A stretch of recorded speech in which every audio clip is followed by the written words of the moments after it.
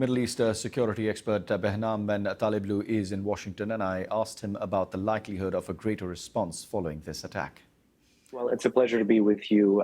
There is a great potential, there's a great chance, one should say, that this may not be the end of Israel's response to the gruesome attack that you mentioned that killed 12 children in Majid Shams in the north.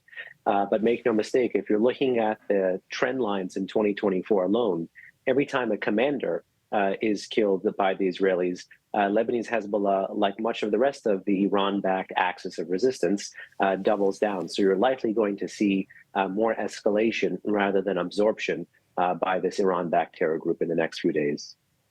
We've heard from the Lebanese Foreign Minister Abdullah Abu Habib, who said he hopes any response from Hezbollah would not trigger an escalation. But how real really is the fear that this could turn into a full-scale wider war?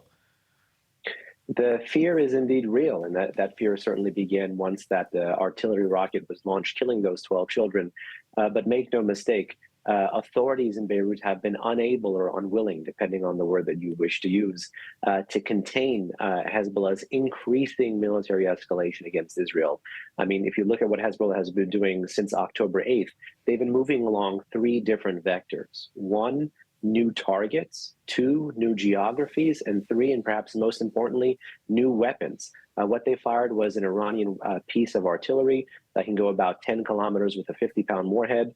The Hezbollah forces have used more advanced versions of this, including improvised rocket-assisted munitions with much heavier warheads starting in the winter of last year. So there are already cycles of escalation built in that the authorities in Beirut have been unable or, again, unwilling to stop.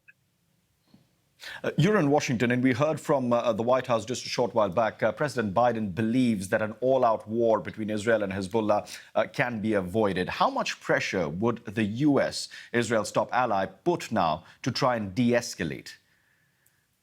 There's actually been significant diplomatic pressure and even diplomatic engagement, perhaps more importantly, by the Biden administration here in Washington, as well as by French sources. To try to mediate, moderate between Israel and Hezbollah, much to no avail thus far.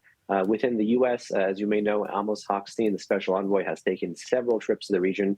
I think almost just a little bit less than a dozen now in the past 10 months, trying to basically stave off what many analysts fear could be a third Lebanon war. And make no mistake, the administration has conflicting goals in this part of the world.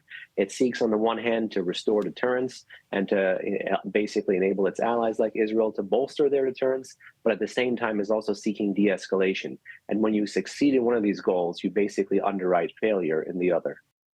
Keeping a close eye on developments on that front. Meanwhile, also looking very closely at the widespread concern